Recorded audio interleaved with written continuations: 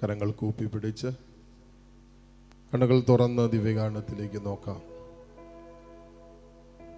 മോനെ, ഇത് സ്വർഗീയ നിമിഷമാണ്. ഇത് സ്വർഗം ഭൂമിയിലേക്ക് ഇറങ്ങി നിൽക്കുന്ന നിമിഷമാണ്. ഏറ്റവും സുന്ദരമായ നിമിഷം. ആരാധനയ്ക്ക് യോഗ്യനായവൻ ഇതാ ഇപ്പോൾ നിന്റെ മുമ്പിൽ യൽത്താരയിൽ ഇറങ്ങി നിൽക്കുന്ന സമയം. കർത്താവിനെ കണ്ടവരെല്ലാം അവനെ ആരാധിക്കുന്നവരായിട്ട് മാറി.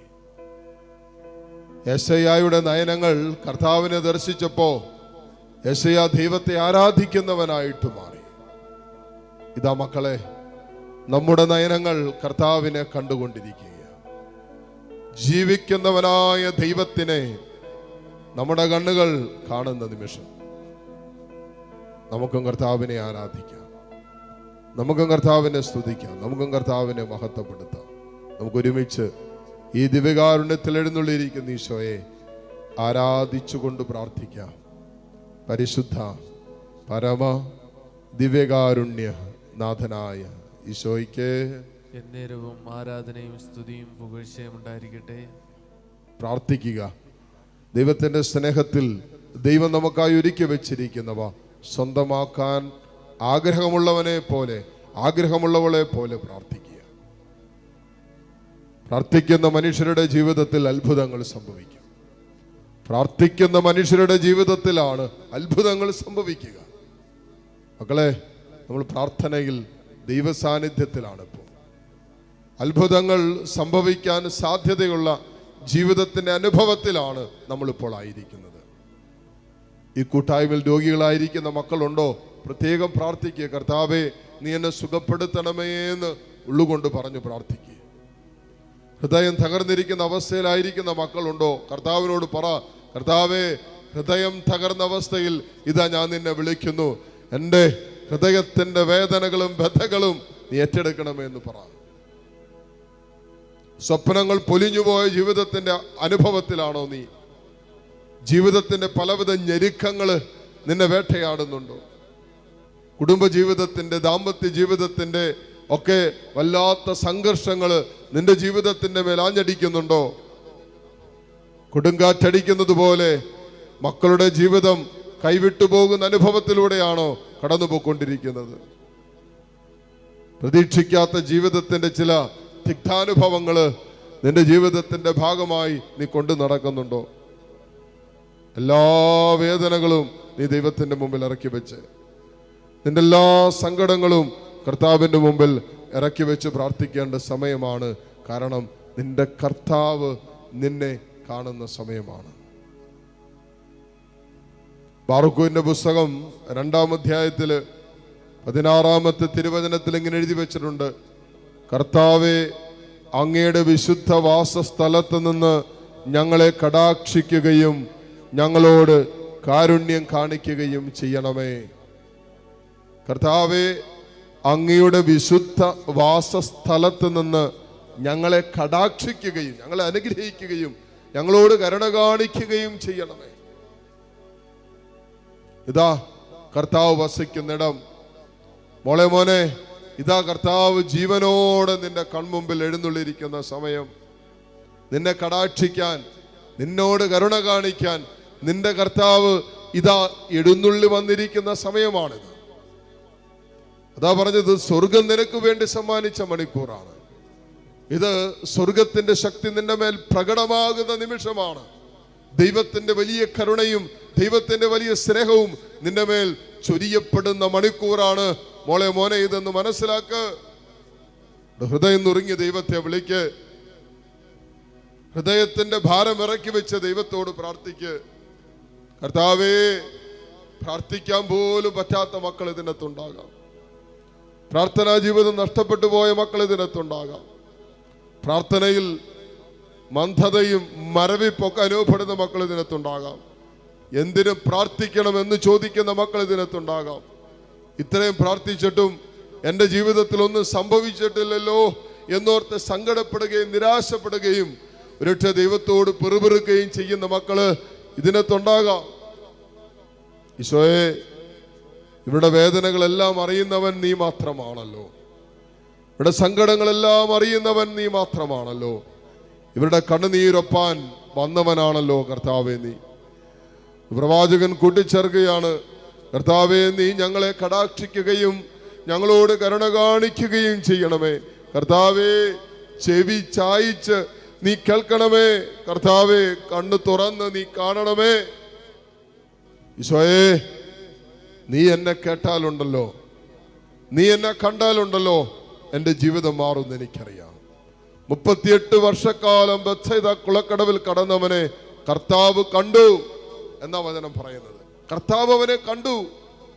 അവൻ രോഗിയാണെന്ന് കർത്താവ് കണ്ടു.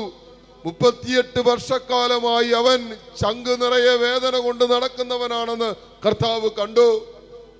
സങ്കടങ്ങളുടെ തീരാ ദുഃഖങ്ങളുടെ താഴ്വാരങ്ങളിലൂടെ സഞ്ചരിക്കുന്നവനാണെന്ന് കർത്താവ് കണ്ടു.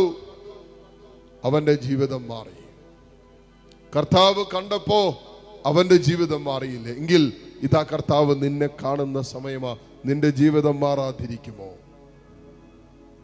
ഇതാ കർത്താവ് നിന്റെ ഹൃദയത്തെ, നിന്റെ ജീവിതത്തെ, നിന്റെ കുടുംബത്തെ, നിന്റെ മക്കളെ, നിന്റെ ഭാര്യയെ, നിന്റെ ഭർത്താവിനെ, നിന്റെ മാതാപിതാക്കളെ, നിന്റെ രോഗിയായിരിക്കുന്ന കൂടപ്പറപ്പുകളെ എല്ലാം കാണുന്ന സമയമാണ്. കർത്താവ് കണ്ടാൽ മോനെ അത്ഭുതങ്ങൾ സംഭവിക്കും.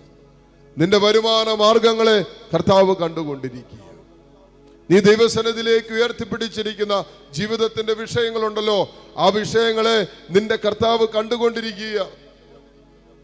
നിന്നെ വല്ലാതെ അലട്ടുന്ന ഈ രോഗാവസ്ഥയുണ്ടല്ലോ, നിന്റെ കർത്താവ് കണ്ടുകൊണ്ടിരിക്കുക. നീ ദൈവസന്നിധിയിലേക്ക് ഉയർത്ത്. മോനെ നിന്റെ കർത്താവ് കാണണമെന്ന് നീ ആഗ്രഹിക്കുന്ന നിന്റെ ജീവിതത്തിന്റെ വിഷയം ഈ ദിവ്യകാരുണ്യത്തിലേക്ക് നീട്ടിപ്പിടിച്ചിട്ട്, നിന്റെ കൈയെത്തും ദൂരത്താണ് ഈ സ്ക്രീനെങ്കിൽ നിന്റെ കൈയൊന്ന് ആ സ്ക്രീനിലേക്ക് കൊണ്ടുപോവാ.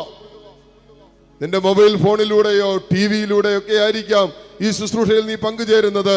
നിന്റെ കൈകൾ കർത്താവിങ്കിലേക്ക് ഒന്ന് ചേർത്ത് പിടിച്ച്, ദിവ്യകാരുണ്യത്തിലേക്ക് ഒന്ന് ചേർത്ത് പിടിച്ച്, എന്നിട്ട് കർത്താവിനോട് പറ, കർത്താവേ നീ എന്നെ കാണണമേ. എന്റെ ഈശോയെ നീ എന്നെ കാണാതെ പോകരുതേ. എന്റെ ഈ രോഗാവസ്ഥകളിലേക്ക് നിന്റെ കണ്ണ്, നിന്റെ കാത് എല്ലാം ഇറങ്ങി വരാൻ പറ. പ്രവാചകൻ പറഞ്ഞില്ലേ, കർത്താവേ എന്നെ കാണാതെ പോകരുതേ എന്ന്. കർത്താവേ നീ എന്നെ കേൾക്കാതെ പോകരുതേ എന്ന്. ഈശോയെ ഈ മക്കൾ പറയുന്നത് എന്തെല്ലാം വേദനകളാണ്, ഈശോയെ എന്തെല്ലാം സങ്കടങ്ങളാണ് ഇപ്പോൾ ഈ മക്കൾ നിന്റെ മുമ്പിൽ ഇറക്കി വെച്ച് പ്രാർത്ഥിച്ചു കൊണ്ടിരിക്കുന്നത്. ഇവരുടെ ഹൃദയ വിചാരങ്ങൾ പോലും നീ കേൾക്കുന്നവനാണല്ലോ. ഇവിടെ ഹൃദയത്തിന്റെ തേങ്ങലുകളും നൊമ്പരങ്ങളും എല്ലാം നീ കേൾക്കുന്നുണ്ടല്ലോ. ഒരു നെടുവീർപ്പ് ഉള്ളിൽ നിന്ന് ഉയരുന്നത് പോലും തമ്പുരാനെ കേൾക്കുന്നവനാണല്ലോ നീ. അതുകൊണ്ട് ഇവരുടെ ജീവിതത്തിന്റെ ചെറുതും വലുതുമായ സങ്കടങ്ങളിലേക്ക് കർത്താവേ നീ ഇറങ്ങി വരണമേ എന്ന് ഈ നിമിഷം പ്രാർത്ഥിക്കുന്നു. മക്കളെ കരങ്ങൾ രണ്ടും ഈശോയിലേക്ക് നീട്ടിപ്പിടിക്കുക. കരങ്ങൾ രണ്ടും ഈശോയിലേക്ക് നീട്ടിപ്പിടിക്കുക. ഇതാ ഈശോ നിന്നെ കാണുന്നു, ഈശോ നിന്നെ കേൾക്കുന്നു. ഈശോയ്ക്ക് മാത്രമേ മോനെ ആരും കാണാത്തത് കാണാൻ പറ്റൂ. ഈശോയ്ക്ക് മാത്രമേ ആരും കേൾക്കാത്ത വിഷയങ്ങൾ കേൾക്കാൻ പറ്റൂ. ഈശോയ്ക്ക് മാത്രമേ നിന്നെ ആർക്കും സഹായിക്കാൻ പറ്റാത്ത വിഷയത്തിൽ സഹായിക്കാൻ പറ്റൂ. ഈശോയ്ക്ക് മാത്രമേ ലോകത്തിന് പരിഹരിക്കാൻ പറ്റാത്ത പ്രശ്നത്തെ പരിഹരിക്കാൻ പറ്റൂ. ആ കർത്താവ് ഈ അൾത്താരയിലുണ്ട്. ഈശോയേ എന്ന് ഹൃദയം കൊണ്ട് വിളിക്ക്. എന്റെ കർത്താവേ ആത്മാർത്ഥതയോട് വിളിക്ക്. നിന്റെ വിളിക്ക് ആത്മാർത്ഥതയുണ്ടാകട്ടെ. നിന്റെ നിലവിളിക്ക് ആത്മാർത്ഥതയുണ്ടാകട്ടെ. Hallelujah hallelujah hallelujah hallelujah. ഈശോയെ ആരാധന ആരാധന ആരാധന ആരാധന. Hallelujah hallelujah hallelujah hallelujah. മുട്ടുകുത്താൻ സാധിക്കുന്ന എല്ലാ മക്കളെയും നിമിഷം മുട്ടുമേലായിരിക്കുന്നു. കർത്താവിൻ്റെ വലിയ സ്നേഹം നമ്മളെ വലയം ചെയ്തുകൊണ്ടിരിക്കുന്ന സമയമാണ്. ദിവ്യകാരുണ്യ ഈശോ നമ്മളെ ആശീർവദിക്കാൻ ഒരുങ്ങുന്ന സ്വർഗീയ നിമിഷം. മോനെ നിനക്ക് ആവശ്യമുള്ളതൊക്കെ കർത്താവ് നിന്റെ ജീവിതത്തിൽ ചെയ്തു കഴിഞ്ഞു. നീ ചോദിച്ചതിലും ഉപരി കർത്താവ് നിന്റെ ജീവിതത്തിൽ കൂട്ടിച്ചേർത്ത് കഴിഞ്ഞു. നിനക്ക് ആവശ്യമുള്ളതിനും അപ്പുറം ദൈവത്തിന്റെ സ്നേഹം നിന്നിലേക്ക് കരകവിഞ്ഞൊഴുകി. വിശ്വസിക്കുക. ഇതാ ഈ ആശീർവാദത്തിന്റെ സമയത്ത് നിന്റെ ജീവിതത്തിന്റെ കുടുംബത്തിന്റെ സകല നിയോഗങ്ങളെയും തമ്പുരാൻ ആശീർവദിക്കാൻ പോകുന്ന സമയമാണ്. സ്തുതിച്ചു പ്രാർത്ഥിച്ചുകൊണ്ട് ഈശോയുടെ ആശീർവാദം സ്വീകരിക്കാം. ഹല്ലേലൂയ ഹല്ലേലൂയ യേശുവേ ആരാധന, യേശുവേ